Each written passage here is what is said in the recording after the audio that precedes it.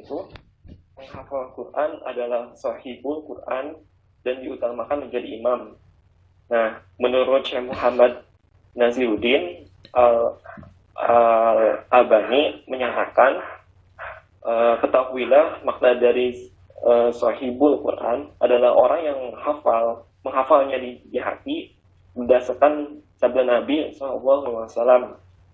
Artinya, hendaknya yang mengimami sebuah kaum adalah yang paling patuh terhadap kitabullah. Nah, maksud yang paling hafal, maka derajat surga yang didapat seorang itu tergantung pada banyaknya hafalan Al-Quran di dunia. Namun dengan syariat, ia menghafal Al-Quran dengan niat ikhlas untuk mengharap wajah Allah Subhanahu wa ta'ala, bukan untuk tujuan dunia ataupun harta. Next. Nah, selanjutnya itu keutamaannya, Al-Quran akan menjadi syafaat bagi sahibul Quran. Berdasarkan hadis Nabi, Rasulullah SAW bersabda, bacalah Al-Quran, karena ia akan datang pada hari kiamat sebagai syafaat bagi sahibul Quran. Hadis riwayat Muslim. Yang selanjutnya itu keutamanya, derajat di surga tergantung pada hafalan Quran. Selanjutnya, utamanya yaitu penghafal Al-Quran akan memakai mahkota kehormatan. Nah, ini salah satu contoh kebahagiaan juga itu bagi orang tua maupun orang yang menghafalnya juga ini. Selanjutnya keutamaannya termasuk sebaik-baiknya manusia. Nah, berdasarkan hadis Nabi, sebaik-baiknya kalian adalah yang mempelajari Al-Quran dan mengajarkannya. Hadis riwayat Bukhari.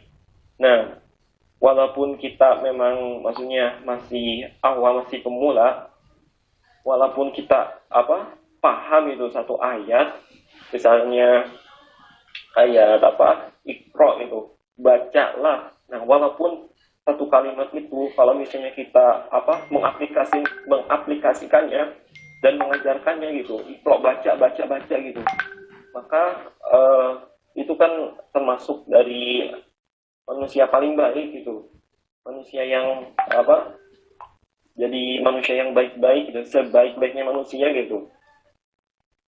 Nah, selanjutnya itu keutamanya Allah mengangkat derajat sahibul Quran di dunia.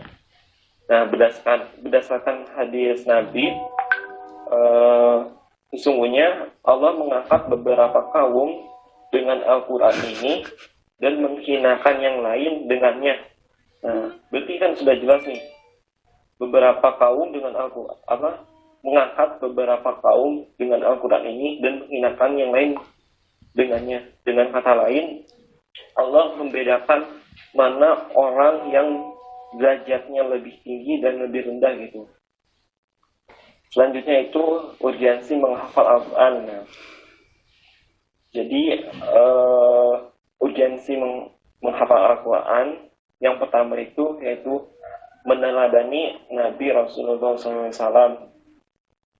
Meneladani dalam artian kita itu mencontohkan nabi kita gitu, sebagai Al-Quran ini sebagai warisan yang akan terus turun menurun gitu hingga nanti hingga cucu kita gitu. Nah, yang selanjutnya itu membaca Al-Quran adalah ibadah yang agung. Nah, mengapa demikian?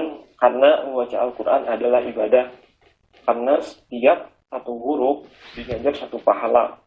Nah, berdasarkan hadis Nabi, barang siapa yang membaca satu huruf dari Al-Quran, maka baginya satu kebaikan. Dan satu kebaikan dilipat gandakan 10 kali sifatnya. Aku tidak mengatakan alif, lam, mim itu satu huruf, tapi alif satu huruf, lam satu huruf, dan mim satu huruf. Hadis riwayat Tirmizi.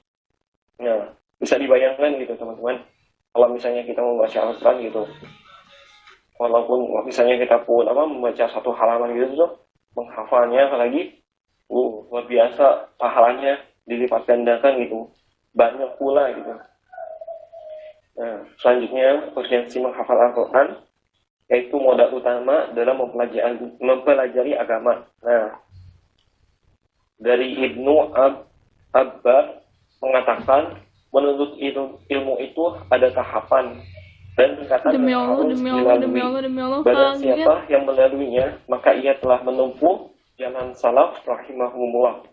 Dan ilmu yang paling utama adalah menghafal kitabullah azza wa jalla dan memahaminya. Nah, dinukil dari Limaza Nafazul Quran Syekh Salih Al-Munaj. Nah, jadi pada dasarnya ilmu-ilmu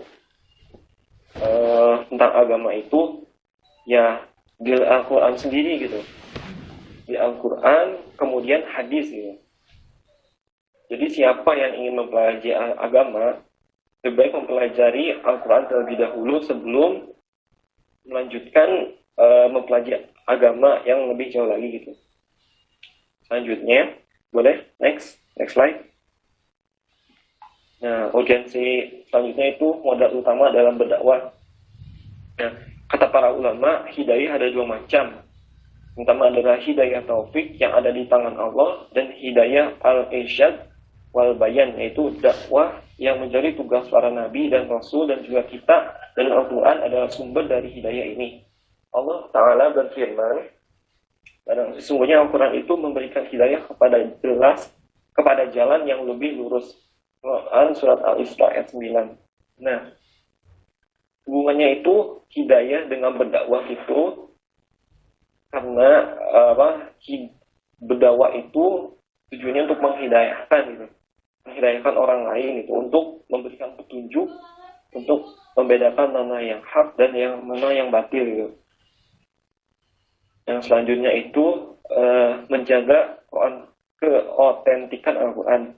Nah, salah satu keistimewaan Al-Quran ini yaitu otentiknya yang terjaga dari zaman Rasulullah pertama kali diturunkan hingga sekarang pun Al-Quran masih tetap sama gitu, tidak berubah-ubah gitu. Yang selanjutnya itu urgensinya tadabbur dan tafakur. Nah, Allah Subhanahu wa taala berfirman, maka apakah mereka tidak mentadabburi Al-Quran ataukah hati mereka terkunci? Quran surat Muhammad ayat 24. Ya. Jadi dengan ayat-ayat yang kita hafal, maka kita bisa melihat itu, mentadaburi dan mentafakuri, menghubungkan apa makna dari satu ayat ini, misalnya satu ayat ini dengan kekuasaan Allah gitu, dengan tanda-tanda Allah kan.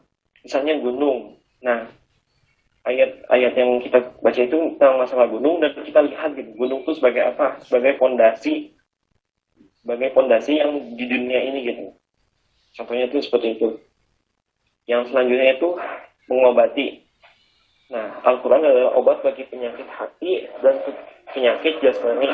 Allah Subhanahu wa taala berfirman, dan kami turunkan dari Al-Quran satu yang menjadi penawar. Quran surat Al-Isra ayat 82. Next.